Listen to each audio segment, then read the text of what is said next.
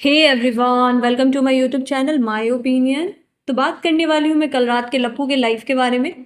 लप्पू के लाइव में कल माता जी भी आई थी और ये भी बात करूँगी कि लप्पू और माता जी ने किस तरीके से छोटे राजकुमार के थोड़े बहुत कंटेंट को चोरी किया है या उसको कॉपी किया है, क्योंकि छोटा राजकुमार अपने लाइव में गाने गा रहा था तो यहाँ माता जी और लप्पू ने भी इस चीज़ को ट्राई करके अच्छे और पॉजिटिव कमेंट लेने की कोशिश की है। इन सारे टॉपिक पे मैं बात करूंगी, लप्पी के बारे में भी बात करूंगी, लप्पू के बारे में बात करूंगी। सारे टॉपिक पे बात करने से पहले अगर आप इस चैनल पे नए हो तो प्लीज़ इसको सब्सक्राइब करो। वीडियो अच्छी लगी है तो लाइक करो, ज़्यादा अच्छी लगी हो तो आप इसको शेयर भी कर सकते हो। तो शुरू करती हूँ मैं अपना आज का पॉडकास्ट। तो कल रात में आप लोगों को पता होगा लप्पू लाइव आया और पिछले 3-4 दिनों से वो कंटिन्यू लाइव आ रहा है और आधे घंटे 30-35 मिनट्स जो होती हैं लाइव में, वो इन सारे टॉपिक को डिस्कस करता है ताकि इससे वो भीड़ जुटा सके। रिएक्शन चैनल वालों को टारगेट करना हो, अपने भाई को टारगेट करना हो, या फिर कमेंट सेक्शन में किसी को गाली गलौज करना हो, उनके साथ बदतमीजी करना हो, तो दोनों पति पत्नी बैठ के पहले 30-35 मिनट ये सारी चीज़ें करके भीड़ इकट्ठा करते हैं अपने लाइव में। उसके बाद वो अपनी दुकान का प्रमोशन करना स्टार्ट करते हैं, अपनी साड़ियाँ दिखाना स्टार्ट करते हैं। हालांकि इस लाइव में उसने बाकी चीज़ें नहीं की, लाइव जो है वो समाप्त हो गई थी। इस लाइव में आई हुई थी माता जी। माता जी का कल आगमन हुआ है अम्बाला में। तो माता जी ने वहाँ आते ही लप्पू की लाइव ज्वाइन की है। लप्पू अपने लाइव में जो है बहुत सारे चैनल्स को दिखा रहा था कि कैसे वो उनका जो पूरा का पूरा वीडियो उठा के डाल दे रहे हैं। तो हाँ, ये गलत है। अगर आप पूरा का पूरा किसी का वीडियो उठा के डाल दोगे तो ऑब्वियस सी बात है, कॉपी स्ट्राइक आएगा ही। तो उन चैनल वालों को भी थोड़ा सोचना समझना चाहिए कि पूरा का पूरा वीडियो आप किसी का भी उठा के डालोगे। खैर, लप्पू तो बहुत ही छोटा वो है, आप किसी बड़े क्रिएटर का भी पूरा का पूरा वीडियो उठा के डालोगे ना तो आपको कॉपी स्ट्राइक आएगा ही आएगा। सॉरी, कॉपी स्ट्राइक नहीं, कॉपीराइट स्ट्राइक आएगा ही आएगा। तो यहाँ पे मैं थोड़ा थोड़ा स्लिप हो जा रही, स्लिप ऑफ टंग हो रहा है मेरा, तो आप इसको इग्नोर कर दो प्लीज़।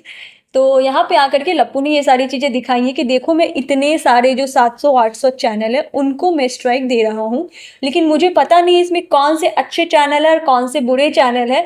तो इसके चक्कर में अच्छे चैनल को भी स्ट्राइक पड़ जाती है।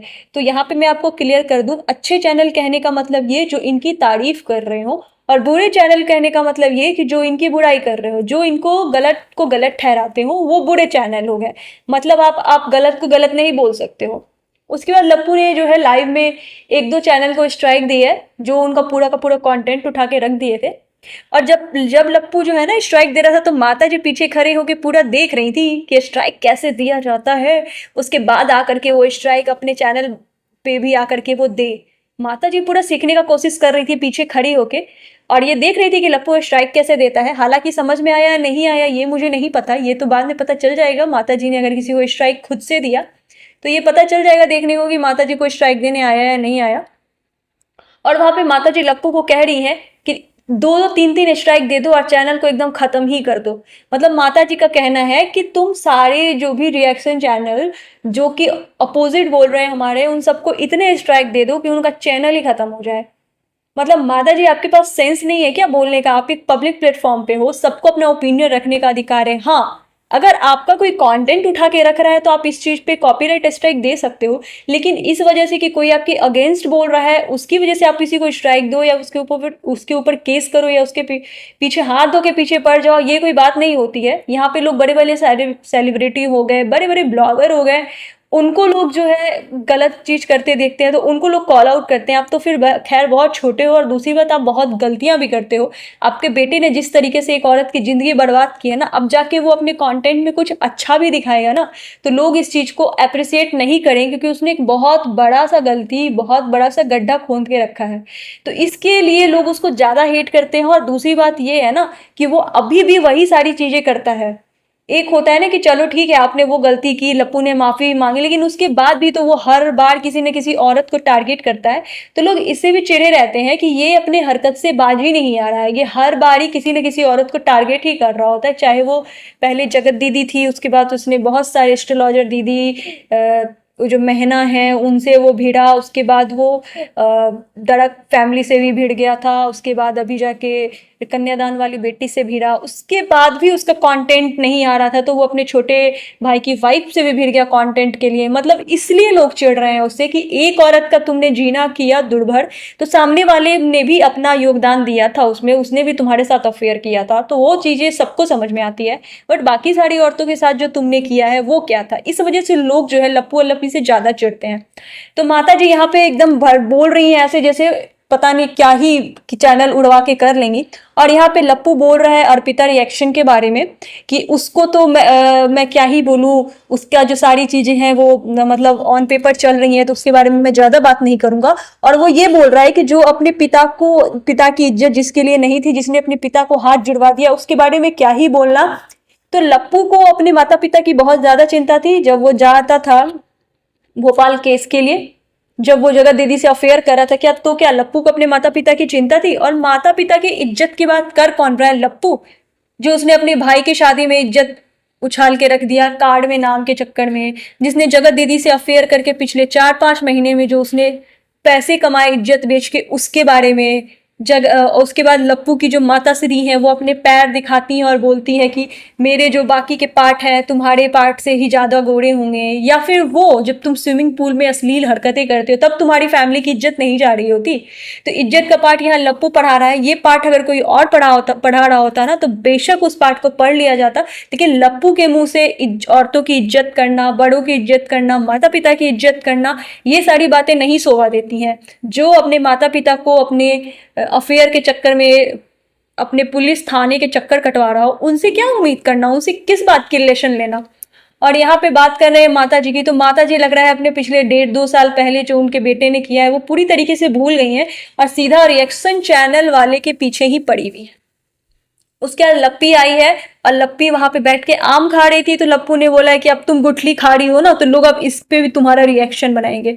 नहीं लप्पू, अगर वो सही तरीके से खान पान करेगी तो कोई इस पे रिएक्शन नहीं बनाना है। नो बडी इंटरेस्टेड, ठीक है। हाँ, वही अब तुम अजीब से हरकतें करोगे तो कोई भी रिएक्शन बनाएगा तुम्हारे ऊपर, कोई भी। और तुम चाहते हो रिएक्शन बनाना, तभी तुम औने पौने हरकत भी करते रहते हो। अगर तुमको पता है कि इन सारी चीजों पे रिएक्शन बनेंगे तो वो सारी चीजें मत दिखाओ, वैसी चीजें दिखाओ जो डिसेंट हो, जिस पे रिएक्शन बनने के सबसे कम चांसेज हो। वो तो तुम करते नहीं हो।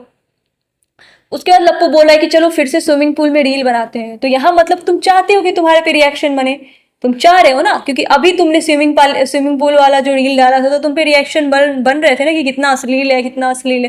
तो मतलब तुम चाहते हो, फिर तुम बोलोगे कि हम ये नहीं चाहते, हम वो नहीं चाहते हैं। फिर लप्पी आई और लप्पी ने बोला कि नहीं नहीं, सब लोगों को स्ट्राइक दो, आज हम सब लोगों को बैठ के स्ट्राइक देंगे, आज हम सब लोगों को बैठ के स्ट्राइक। तो दो ना स्ट्राइक, तुमको अगर देने आता है तो दो।